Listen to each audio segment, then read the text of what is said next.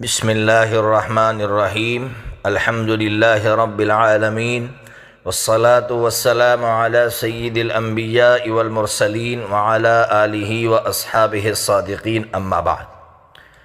سب سے پہلے تو آپ یہ جو آڈیو ہیں اس کو اچھی طرح سنیے۔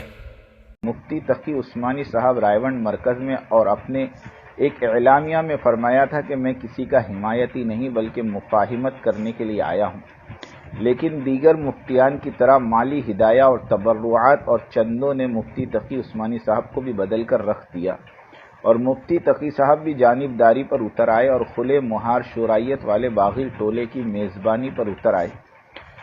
یہ ساری پلاننگ چند روز قبل عمرے کے دوران کی گئی۔ مولانا سجاد نعمانی صاحب اور مفتی تقی عثمانی صاحب نے آپس میں مل کر یہ سارا پروگرام تیار کیا، جس کی تصویریں عبدالرقیب حیدرآبادی کے فیس بک پر دیکھ سکتے ہیں۔ جانبداروں کی فہرست: پہلے مفتی ابوالقاسم صاحب انڈیا، پھر مفتی احمد شفیع صاحب بنگلہ دیش، اور اب مفتی تقی عثمانی صاحب پاکستان نے مرکز نظام الدین والی عمارت اور اس کے امیر مولانا سعد صاحب سے بغاوت کا اعلان کر دیا اور اس طرح اپنی چھپی ہوئی عداوت کو ظاہر کر دیا۔ مال کی محبت کا جنون، ملک اور مال کے جنون میں فرعون حضرت موسیٰ علیہ السلام اور ان کی قوم کے ساتھ ایسا ہی سلوک کیا کرتا تھا، اور ان کی قوم نہایت پریشان رہتی تھی۔ نبی موسیٰ علیہ السلام نے کمزور بنی اسرائیل سے کہا، اللہ پر بھروسہ رکھو اگر تم مومن ہو۔ آج پاکستان کے تبلیغی عوام اور میواتی احباب پر بھی وہی ظلم کیا جا رہا ہے کہ مال والے چندوں کے ذریعے قوم کے دینی رہنماؤں کو خرید لیتے ہیں، اور یہ علماء گزشتہ کل کچھ کہہ رہے تھے، اب آج اچانک ان کے قول اور فعل کا بدل جانا، یہ کوئی عاصب اور بھوت کا اثر تو نہیں ہو سکتا، سوائے اس کے کہ مالداروں کے مالوں نے ان کی رائے اور ان کے موقف کو بدل کر رکھ دیا ہو۔ تبلیغی عوام اور میواتی احباب قوم بنی اسرائیل کی طرح صبر اور استقامت کا دامن تھامے رکھے۔ آپ نے آڈیو اچھی طرح سن لیا ہوگا، اس پر میں صرف اتنی ہی بات کروں گا کہ کسی کی ذاتیات پر جا کر اپنے آپ کو اتنا مت گرائیے کہ اللہ کی نظر میں بھی گر جائے اور مخلوق کی نظر میں بھی گر جائے۔ کسی کی ذاتیات پر جانے کی اجازت اسلام نہیں دیتا۔ آپ ذاتیات پر جا رہے ہیں، اس لیے اللہ کے واسطے کسی کی ذاتیات پر مت جائیے، اپنے آپ کو مت گرائیے، اس لیے کہ جو کسی کی ذاتیات پر جاتا ہے وہ گرا ہوا ہونے کی علامت ہوتی ہے کہ وہ شخص گرا ہوا انسان ہے، اس لیے وہ کسی کی ذاتیات پر جا رہا ہے۔ ہاں، اگر ان کی جو باتیں ہیں، وہ جو ترجمانی کر رہے ہیں قرآن کی اور حدیث کی، اگر غلط ترجمانی کر رہے ہیں تو پھر کسی دارالافتاء سے پوچھئے، دارالافتاء آپ کو بتلائے گا کہ یہ قرآن اور سنت کی ترجمانی صحیح ہو رہی ہے یا غلط ہو رہی ہے۔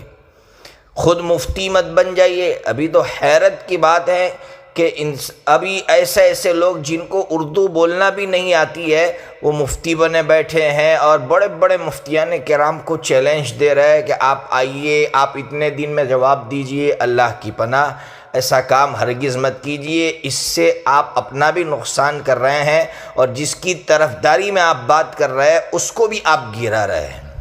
اس لیے سب سے پہلے میں آپ کو کچھ سنانا چاہتا ہوں، کچھ سمجھانا چاہتا ہوں۔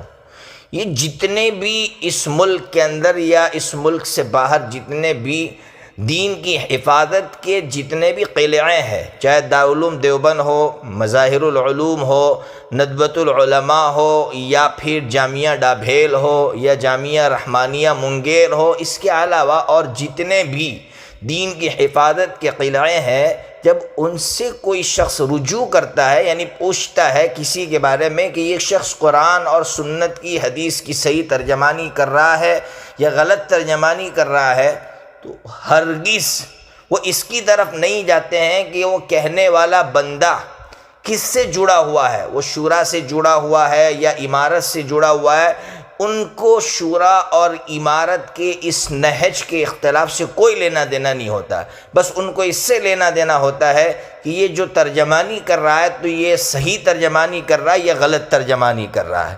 اس لیے اللہ کے واسطے اپنے ذہن سے اس بات کو نکال دیں دین کی حفاظت کے جو قلعے ہیں وہ دین کی حفاظت کے قلعوں پر اعتماد رکھیے، ورنہ بہت بڑا نقصان ہوگا، کوئی آپ پر اعتماد نہیں کرے گا۔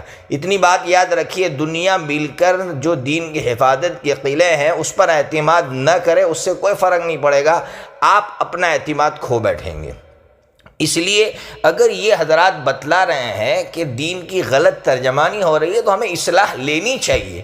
میں آپ کو ایک عجیب واقعہ سناؤں۔ حضرت مفتی سعید احمد صاحب پالمپوری نور اللہ مرقدہ نے اپنی جو ترمذی کی جو شرح ہے تحفۃ الالمعی، اس کے اندر یہ واقعہ نقل کیا ہے کہ حضرت مولانا عمر صاحب پالمپوری نور اللہ مرقدہ دارالعلوم دیوبند تشریف لاتے تھے، جو سالانہ جو تشکیل ہوتی تھی اس میں تو حضرت بڑے بڑے جو دارالعلوم کے اساتذہ تھے ان کے سامنے بیان کرتے تھے۔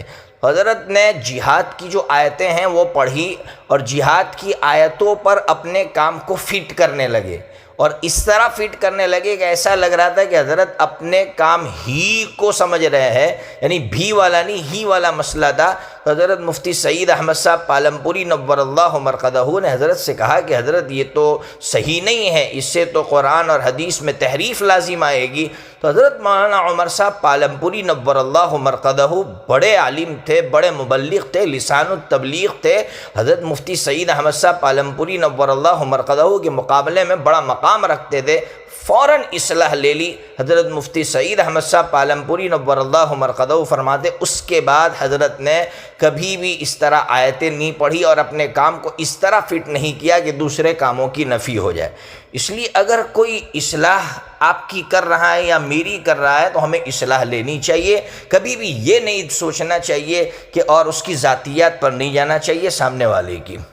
ایک اور بات، بہت سے لوگ یہ جو اختلاف ہے شورا اور امارت کا، اس کو اس طرح سے دکھاتے ہیں کہ بھئی یہ گجراتی اور غیر گجراتیوں کا جھگڑا ہے، گجراتی لوگ قابض ہو گئے ہیں شورا پر اور حضرت مولانا سعد صاحب کو نہیں مانتے ہیں، غیر گجراتیوں کو نہیں مانتے۔ بہت بڑا جھوٹ اور عصبیت کی آگ لگا رہے ہیں، بھولے بھالے مسلمانوں کو بھڑکا رہے ہیں۔ یہ سمجھیے عصبیت کی آگ میں کچھ نام آپ کے سامنے رکھتا ہوں جو گجراتی نہیں تھے لیکن وہ شورائی نظام کے ساتھ تھے۔ ایک بات یاد رکھیے کہ میں جو بات کر رہا ہوں تو کوئی یہ نہ سمجھے کہ میں شورائی نظام کے ساتھ ہوں یا میں امارت کے ساتھ ہوں۔ میں یہ بتانا چاہتا ہوں کہ عصبیت کی آگ مت لگائیے، اس طرح کر کے جاہلیت کی زبان مت استعمال کیجیے۔ شیخ عاقل صاحب جو مظاہر العلوم کے شیخ الحدیث ہیں وہ شورائی نظام کے ساتھ تھے۔ پروفیسر عبد المنان صاحب یہ شورائی نظام کے ساتھ ہے۔ پروفیسر ثناء اللہ صاحب، پروفیسر خالد صدیقی صاحب، بھائی فاروق بنگلور والے، حضرت مولانا اکبر شریف صاحب بنگلور والے، حضرت مولانا شاہد صاحب سہارنپوری نور اللہ مرقدہ، حضرت مولانا زہیر الحسن صاحب، یہ سارے لوگ کون سے گجراتی ہے؟ پھر کیوں لوگوں کو بھڑکا رہے ہیں؟ اور خاص کر ہمارے میواتی بھائیوں کو جو دین کا کام کر رہے ہیں، جو تبلیغ کا کام کر رہے ہیں، ان کی جماعتیں ہمارے علاقوں میں بھی آتی ہے، الحمدللہ بیچارے بہت مخلص ہوتے ہیں۔ ایسے مخلص بھائیوں کو کیوں بھڑکا رہے ہیں اور ان کے جذبات سے کیوں کھیل رہے ہیں؟ اس لیے یہ بات بھی سراسر غلط ہے۔ تیسری بات، بہت سے لوگ کہتے ہیں کہ اب یہ اختلاف ختم کیسے ہوگا؟ دیکھیے، جو جس نہج کو، جس نظام کو مناسب سمجھ رہا ہے اس نظام کو لے کر چلے، دوسرے نظام کی نفی نہ کرے، دوسرے نظام کے بارے میں غلط بیانی سے کام نہ لے۔ ہر جس کو جو نظام مناسب لگ رہا ہے اس نظام پر چلے۔ لوگ کہتے بھائی حق تو ایک ہی ہوتا ہے، اس کو سمجھیے۔ میں مثال سے سمجھاؤں گا تو بات سمجھ میں آئے گی۔ اگر آپ کو پتہ نہیں ہے کہ قبلہ کس جانب ہے، چار بھائی ہیں، چاروں کو بتانی ہے کہ قبلہ کس جانب ہے، ہر ایک نے تحری کی، تحری کا مطلب سوچا کہ قبلہ اس طرف ہو سکتا ہے، ہر ایک نے الگ الگ سمت نماز پڑھی، تو ہر کوئی کہے گا کہ عملاً سب کی نماز ہو گئی۔ اللہ کی آنکھ کھولے گا کہ ان میں سے چاروں میں سے کسی ایک ہی نے قبلے کی طرف رک کر کے نماز پڑھی ہے، لیکن اللہ رب العزت نے دنیاوی اعتبار سے چاروں کی نماز کو قبول کر لیا، یعنی عملاً چاروں درست ہیں۔ اسی طرح ہم کو کسی کی نفی کرنے کی ضرورت نہیں ہے۔ جو شورائی نظام کو درست سمجھ رہا ہے وہ ان کے ساتھ، ان کے نظام پر چلے، جو امارت کے نظام کو مناسب سمجھ رہا ہے وہ اس کے ساتھ چلے۔ ہرگز ایک دوسرے کے کام میں ہم لوگ دخل اندازی نہ کریں۔ بہت پیارا کام ہے، بہت اخلاص والا کام ہے، روحانیت والا کام ہے، امت کو اس وقت بہت ضرورت ہے، اس لیے اللہ کے واسطے اس جھگڑے سے ہم باہر نکلیں۔ اور جو جس نظام میں چل رہا ہے، مجھے حیرت ہے اس بات پر کہ بہت سی مرتبہ امارت والے اس ضد پر ہوتے ہیں کہ شورائی نظام غلط ہے۔ مجھے حیرت اس پر ہوتی ہے کہ حضرت مولانا سعد صاحب سے پہلے کون سا نظام تھا؟ ہر کوئی کہے گا شورائی نظام تھا۔ حضرت جی مولانا انعام الحسن صاحب نور اللہ مرقدہ نے جو شورا بنائی تھی، شورائی نظام چل رہا، تو گویا یہ اپنی زبان سے خود یہ کہنا چاہتے کہ ہمارا یہ کام ایک زمانے تک غلط نظام پر چلا ہے۔ جو خود اپنے کام کو یہ بتلاتا ہو کہ ہمارا کام غلط نظام پر چلا تھا، اس سے بڑی بے وقوفی اور کیا ہو سکتی ہے؟ اس لیے میرے بھائیوں، ہرگز کسی کی ذاتیات پر مت جاؤ اور اس اختلاف کو گجراتی غیر گجراتی کا مت بناؤ۔ جو میں اگر قرآن اور حدیث کی غلط ترجمانی کر رہا ہوں اور کوئی میری اصلاح کر رہا ہے، کوئی کا مطلب جس کے پاس قرآن اور سنت کا گہرا علم ہے وہ میری اصلاح کر رہا ہے تو میں اس کی اصلاح لے لوں۔ اللہ رب العزت ہم سے بہت راضی ہو جائے گا اگر ہم اصلاح لینے والے ہو جائیں گے، اور اگر ضدی بن جائیں گے اور حجت باز بن جائیں گے تو نقصان ہمارا بھی ہوگا، امت کا بھی ہوگا۔ اللہ رب العزت سے ہم دعا کرتے ہیں کہ اللہ تبارک و تعالی ہم تمام کو عافیت کے ساتھ دین کی خدمات کے لیے قبول فرمائے۔